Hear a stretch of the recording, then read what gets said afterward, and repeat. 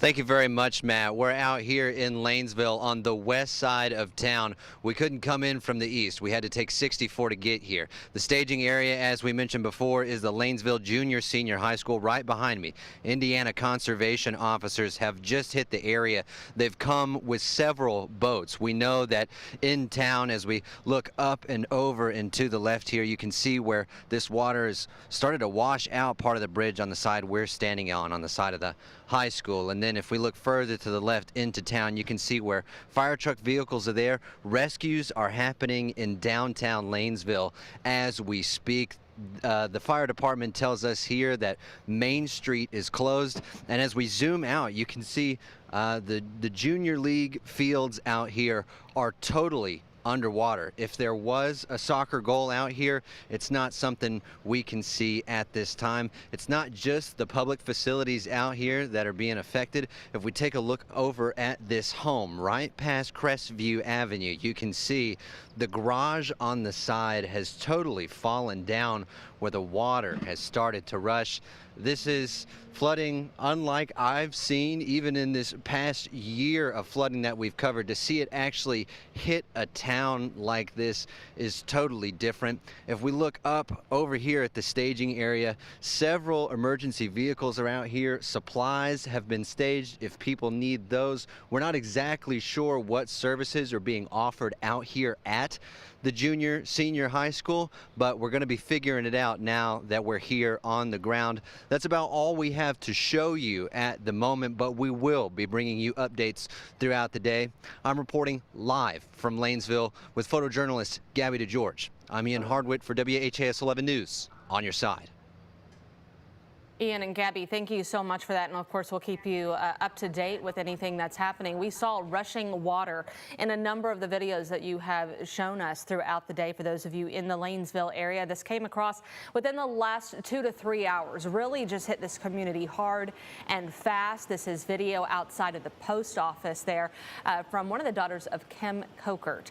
She told me that they are pretty emotional at this point. They were there just doing their business, and then essentially were trapped when that water started rushing inside the building, and have been since waiting for crews to come by boat to come and rescue them and possibly be taking them to the high school there that you saw behind Ian. So this is what a lot of people in Lanesville are dealing with at the moment. The bank branch is also the same, where we actually saw the floodwaters inside of the bank. The church there, United Methodist, we're told is going to have some severe damage. A lot of community members taking a hit today in Lanesville, Matt. And the reason why we call it a flash flood is exactly the reason why it's named that. It just happened so quickly. So over the last 4 hours, that's whenever we started seeing the development of this downpour that led to just a significant amount of rainfall that happened there in Harrison County. This is a 12-hour estimation of the rainfall that happened there, and it's estimated to be around 6.8 inches. However, I would be more on the side of thinking that we're expecting at least over 8 inches of rainfall to have occurred there near Lanesville. Once again, this is just an estimation from the radar. We'll be able to have an official report once National Weather Service does more surveying there. But here's what happened over the last few hours. This rain shower started developing closer towards 9 a.m. and it just gradually became more and more intense over the rest of the morning time. Really between 10 and 12 p.m. It really brought in a steady amount of downpours. One of the National Weather Service meteorologists was estimating that this storm at times was dropping 5 to 7 inches of rain per hour. That is a very serious amount of rainfall that can happen within such a short period of time. So that's what led to that flash flood that happened there in Lanesville. And so just along Highway 62 there in Harrison County, significant amounts of rain that happened. So this is all connected to this ongoing system that's been bringing in a steady amount of heavy rain showers across all of Kentucky, and a flood watch still in place for all of our Kentuckiana counties until 12 p.m. Eastern time. And also a majority of us are underneath flash flood warnings that are still continuing as well. The counties included in these flash flood warnings include Jefferson County, Harrison County, Meade County, Hardin County, and also Laurie County, Nelson County, Washington, Marion, all included in this flash flood warning until the later hours of this 1 p.m. hour. So this is still in place until 1:30 p.m. and it's all from this ongoing system that's still been bringing in some rain showers now for our easternmost counties. Just towards the south of Frankfort is where some of the heavier rain showers are still occurring. Folks near Campbellsville about to see one of those downpours with some thunder happening as they're around there as well, closer towards Marion and Taylor County. Following behind this is actually just a cloudy trend. You'll notice following just behind the showers that we're seeing here in Louisville and Jefferson County, there is a patch of clouds with no rain showers connected to it at the moment. But there is an area that is starting to gain some traction farther off towards our west. This is focusing just towards Missouri. This is the area that we're going to be watching just as we enter the later hours of our evening time. So there's going to be some energy that likely picks up as it makes its way closer towards us, and that will lead to another round of some of these longer lasting showers. So our flood threat is still not over with, as we're still expecting heavy rain showers to make a return as we head later on into our evening and nighttime hours. We're going to continue keeping you updated with that. We've got updated information now from Brooke. Shortly thereafter, we then received a call that Lanesville had been flooded and that they needed assistance from everybody in the area. The water was rising very rapidly from the reports that we received. And when I got here and spoke with the EMA director in Harrison County, he said that they had water coming through and were telling residents to get to the rooftops and that we would try to get to them as quickly as possible. Fortunately enough, as I know right now, there has not been any noted rescues. We are checking people that were calling in that saying they were not in need of rescue and that they were safe, but they were surrounded by water. That's what I have so far. When you say rescue, you just mean people that were actually in water? We have, right, correct. We have not pulled anyone from their homes as of yet. We have not found anybody in distress. Fortunately, the water is receding quickly, and that we want to remind people that to be careful crossing bridges that have been flooded by the floodwaters. It's uncertain that if these bridges are washed out, or even the roads. We do have crews that are out. With the police department is going out, the fire department. We have Floyd County Fire. We have Floyd County Police here. We have Harrison County Police here. We have Indiana State Police here. We also have Lanesville Police, who know the area best. They are out combing the area, checking on the residents. If you are a resident in need, try to call 911.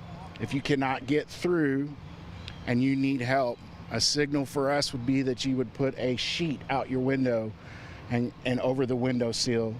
If you do not need our help and you're okay, please don't put a sheet out. The water is receding. Give it a little bit, and you may be able to get out. But if you need immediate assistance, call 911, and we will be out to find you. Make sure that you tell us where you are and what condition you are in. So have there been evacuations that have been happening, even though they may not be water rescues themselves? Right. Evacuations were immediate. I believe that there may have been an alert sent out. I don't have that. I have not asked the EMA that directly, but they do have the capability of sending out warnings via text message and special alerts that the residents received that they needed to evacuate. I heard that order was given that they needed to evacuate if they were anywhere in this vicinity near the creek or near bodies of water, flowing bodies of water. How much of a concern is this propane situation behind us? So there are a lot of propane tanks that are floating down through the river. It is a big concern. We do have one, as you said, behind us that's leaking. The top is more than likely come off, and there's not a whole lot we can do about that until the water recedes. Right now, it's not posing a danger because we have the area cleared of people. We're far enough away that it shouldn't be an issue. So If you do happen to come across a tank, a liquid propane tank that's floating down or that has stopped in your yard, make sure that you call 911. Let them know that you have a tank. Let them know if it's leaking. If it is leaking, stay away from it. Do not try to turn it off yourself. Not only for the fire hazard, but also the freezing temperatures that the propane is expelling out of its orifice. Is there an environmental concern with that gas in the air? I don't know so much about environmental as more as right now it's a hazard to safety. What other dangers are there in the water? Are there power lines down in the water? There could be power lines. I don't have information on down power lines just yet. We do have Duke en route. They may already be here and may have shut the power down. I don't know if they're going to shut the power down to the town or not, but they're going to assess what they need to assess and assist us as we need to. The water has receded quite a bit, so the danger of power lines in the water that when we originally got the call out here have lessened, but it's not something that we take lightly and we keep an eye on. Ryan, when you came down here and saw this flooding, what goes through your mind? Amazement. I've been through a lot of floods in our area. This is the first time that I've been doing this nearly 30 years. This is the first time that I've witnessed something like this myself in this area. I'm very familiar with this area, so it's kind of a shock. And I'm sure that people who got hit by that flash flood pretty quickly was a shock to them too. And that's why when the National Weather Service puts out warnings, we need to pay attention to them and make sure that, we know our areas that we live in. We know it's going to flood. We need to move. So, how are you all bracing for potentially more rain on the way? That is something that the command staff are working on to formulate a plan.